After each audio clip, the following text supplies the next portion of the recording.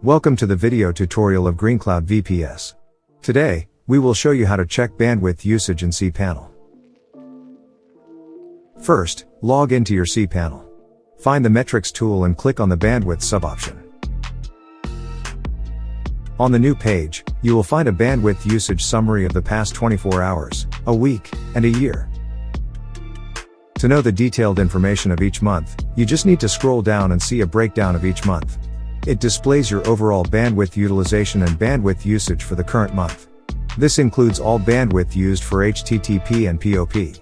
If your system administrator enabled FTP bandwidth logging, this might also include FTP bandwidth utilization.